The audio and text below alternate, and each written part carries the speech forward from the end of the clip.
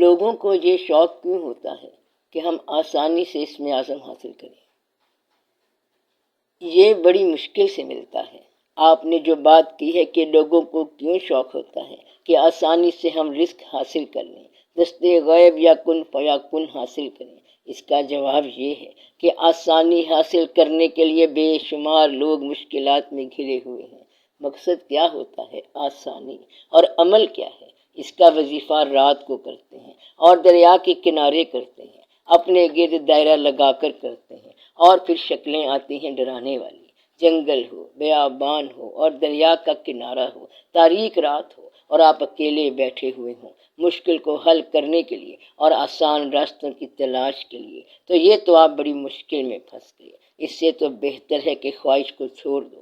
باقی یہ ہے کہ یہ وظیفہ کئی لاکھ دفعہ کرنا ہوتا ہے، اور لوگ یہ کرتے ہیں کہ لمبی تسبیح لے کر دانے پہ دانہ کرتے جاتے ہیں اور پڑھتے چلے جاتے ہیں۔ پھر پابندی ہوتی ہے کہ کیا کھانا ہے اور کیا نہیں کھانا۔ یوں وہ وظیفے میں چلتے جاتے ہیں، اور اگر درمیان میں کچھ رہ گیا تو کہتے ہیں کہ دوبارہ کرو۔ تو یہ تو آزمائش اور مشکلات ہی ہیں، بلکہ بہت ہی سزا والی بات ہے۔ ہماری آپ کو تعلیم یہ ہے کہ جس نے آپ کو آنکھوں کو بینائی عطا کی ہے وہ خود ہی رزق کا انتظام کرے گا، تو آپ اس کے کام اس کے حوالے کریں، اور اس کے کام اپنے حوالے نہ کرنا۔ آپ وہ کام نہیں کر سکیں گے، بلکہ وہ خود ہی کرتا جائے گا، تو وہ اپنے کام خود ہی کرتا جائے گا، اور یہ اس کا کام ہے کہ آپ کو پیسہ دے۔ یہ کس کا کام ہے؟ اس کا کام ہے کہ وہ آپ ہی کرے۔ پیسہ اس نے دینا ہے اور آپ نے تو اس لیے زندگی گزارنی ہے۔ وظیفے سے کیا بناؤ گے؟ اصلی چیز تو لوگ یہ چاہتے ہیں کہ موت سے بچیں، مگر وہ کسی کو آتا نہیں۔ یہ بات نہ کسی ڈاکٹر کو سمجھ آتی ہے، نہ کسی مریض کو کہ موت سے کیسے بچیں۔ وہ خبر کسی کے پاس ہے ہی نہیں۔ تو باقی آپ نے کیا کرنا ہے؟ آپ زندگی طویل نہیں کر سکتے، اور زندگی نے قلیل نہیں ہونا۔ یہ اتنی ہے جتنی مقرر ہے۔ پھر یہ کیا ہے؟ وہاں دست غیب کیا کرے گا؟ دست غیب سے آپ کھانا کھاؤ گے، کتنا سارا کھاؤ گے؟ دست غیب کے لیے کوششیں اور اسم اعظم کے لیے محنتیں کس لیے کرو گے؟ ایک آدمی کسی بزرگ کے پاس گیا، عرض کیا کہ ہمیں قصیدہ غوثیہ پڑھنے کا اذن دے دیں۔ اس قصیدے میں بھی اسم اعظم کا ایک مقام آتا ہے۔ ایک خاص طریقے سے پڑھتے ہیں،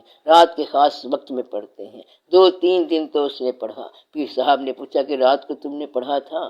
کہا کہ جی پڑھا ہے۔ قصیدے میں جو دعویٰ ہے اور جو شان بیان کی گئی ہے اس سے وہ خوف زدہ ہو گیا۔ اس کا وجود قصیدے کا متحمل نہ ہو سکا۔ پیر صاحب نے اس کو کچھ پیسے دے دیے، کہا کہ یہ لے لو۔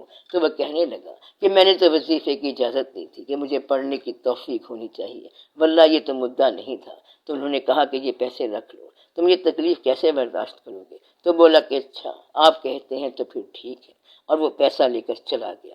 یہ قصیدہ پڑھنا، اسم اعظم کرنا، دعائیں کرنا، اس طرح کے واقعات کرنا، اور جتنی بھی آپ کوشش کرتے ہیں کہ بغیر سبب کے حاصل کریں، تو یہ خواہش اچھی بات نہیں ہے۔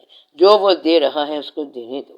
جس نے بچے کے پیدا ہونے سے پہلے ماں کے پاس اس کے دودھ کا انتظام کر دیا ہے، وہ سب کرنے والا ہے، کارساز ہے۔ ایک مرید اپنے پیر کے پاس گیا اور کہا کہ مجھے اسم اعظم کی تعلیم فرما دیں۔ ڈائریکٹ سٹریٹ اوے انہوں نے کہا کہ اسم اعظم کل بتائیں گے، آج تم سیر تفریح کرو۔ وہ آدمی جنگل میں گیا اور دیکھا کہ ایک بوڑھے کو ایک جوان آدمی شہر کا حاکم ہونے کے ناطے سے مار رہا تھا۔ اس کا مال بھی چھین کر لے گیا، لکڑی بھی لے گیا اور پیسہ بھی نہیں دیا۔ پیر صاحب نے اس کو بلا لیا اور پوچھا کہ کیا دیکھا؟ تو اس نے عرض کی کہ یہ دیکھا۔ کہنے لگے اگر تیرے پاس اسم اعظم ہوتا تو تم کیا کرتے؟ تو وہ مرید کہتا ہے کہ میں یہ ظلم نہ ہونے دیتا۔ تو انہوں نے کہا کہ بس اتنی سی کہانی ہے کہ مجھے اسم اعظم دیا ہی اسی پیر نے، یعنی وہی بوڑھا جو مار کھانے والا تھا۔ جس کے پاس اسم اعظم ہوتا ہے وہ اپنی تکلیف دور نہیں کرتا۔ اسم اعظم ہے ہی یہ کہ آپ کو تکلیف آ جائے مگر آپ اسے دور نہ کرو، بلکہ اس سے دوسروں کی تکلیف دور کرو۔ آپ میں سے کس کو اسم اعظم چاہیے؟ جو اپنے لیے اسم اعظم چاہتا ہے وہ جھوٹا ہے، اور جو دوسروں کے لیے چاہتا ہے اس کا یہ مسئلہ نہیں ہے۔ آپ دوسروں کی جتنی تکلیف رفع کر سکتے ہیں کر لیں، اور باقی کی تکلیف کو رہنے دیں۔ اپنے لیے کسی کو اسم اعظم نہیں ملتا۔ تو اسم اعظم کیا ہے؟ راز ہے۔ ایک آدمی ایک اور پیر کے پاس گیا کہ اسم اعظم دیں۔ انہوں نے کہا کہ دیتے ہیں۔ انہوں نے ایک ڈبہ دے دیا اور کہا کہ دور 4 میل کے فاصلے پر ایک ہمارا بھائی بیٹھا ہوا ہے، جنگل میں دریا کے پار، یہ اس کو دینا ہے اور یہ ڈبہ کھولنا نہیں ہے۔ وہ ڈبہ لے کر چلا گیا۔ راستے میں ڈبے سے آوازیں آ رہی تھی۔ اس نے کہا کہ ٹک ٹک کیا ہے؟ وہ جب پیر صاحب سے دور چلا گیا تو اس نے سوچا کہ ڈبہ ہی تو ہے، اس کو کھول کر دیکھ لیتے ہیں۔ تو اس نے ڈبہ کھولا اور اندر سے چڑیا اڑ کر چلی گئی۔ اس نے ڈبہ جلدی سے بند کیا اور وہاں چلا گیا۔ وہاں ایک درویش کپڑا لپیٹ کر بیٹھے ہوئے تھے۔ کہنے لگا کہ پیر صاحب نے آپ کے لیے یہ پیغام بھیجا ہے، سلام کہا ہے۔ تو انہوں نے کہا کہ یہ ڈبہ اسی حالت میں تھا؟ تو کہنے لگا کہ بالکل اسی حالت میں تھا۔ انہوں نے منہ سے کپڑا اٹھایا تو وہ خود ہی تھے۔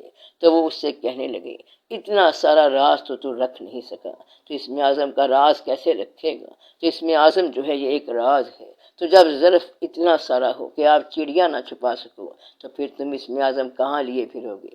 ایک اور آدمی کو اسم اعظم ملا۔ وہ ایک مسجد کے پاس سے گزر رہا تھا۔ دیکھا کہ مولوی صاحب کے خیال اور کردار کے حالات اچھے نہیں ہیں، تو اس نے مسجد کو ہی الٹا دیا۔ پیر صاحب کے پاس گیا تو انہوں نے پوچھا کہ کیا کیا؟ کہنے لگا کہ میں نے مسجد الٹا دی۔ پوچھا کیوں؟ تو کہنے لگا کہ مولوی خراب تھا، اس کا کردار اچھا نہیں تھا۔ پیر صاحب نے کہا جس کی مسجد ہے وہ چپ ہے اور تو خام خواہ پرائے گھر میں دخل دیتا ہے، تیرا کیا واسطہ ہے اس بات سے؟ اسم اعظم یہ ہے کہ دوسروں کو ان کے حال پر رہنے دو اور اپنے حال کو اللہ پر چھوڑ دو۔ جن لوگوں کے پاس اسم اعظم تھا وہ یہی تھا۔ آپ کو پہلے بھی بتایا تھا کہ مشکل کشا خود مشکل سے گزرتا رہتا ہے اور دوسروں کی مشکل حل کرتا رہتا ہے۔ تو یہ اسم اعظم ہے، اور اس سے بڑا کیا اسم اعظم ہو سکتا ہے؟ تو علی بھی ایک اسم اعظم ہے۔ تو اصل اسم اعظم یہی ہے، اسم اس کا ہی اسم اعظم ہے، یا علی کا ہی ورد لازم ہے۔ علی بھی اللہ کا ایک نام ہے۔ آپ میں سے جن جن کا نام علی ہے ان کو ایک نسبت ہے۔ علی کا معنی ہی عالی ہے، بلندی کا مقام ہے۔ تو آپ کی تسلیم و رضا کا نام ہے اسم اعظم۔ بتانے والے بتاتے ہیں کہ اسم اعظم اللہ کے اسماء میں سے کوئی ایک اسم ہوگا، نام ہوگا۔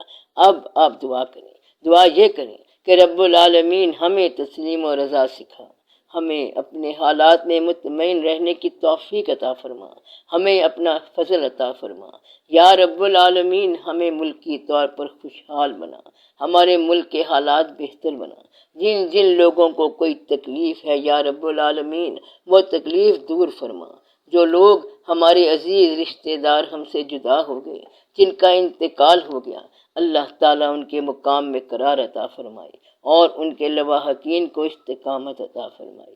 آمین برحمتک یا ارحم الراحمین۔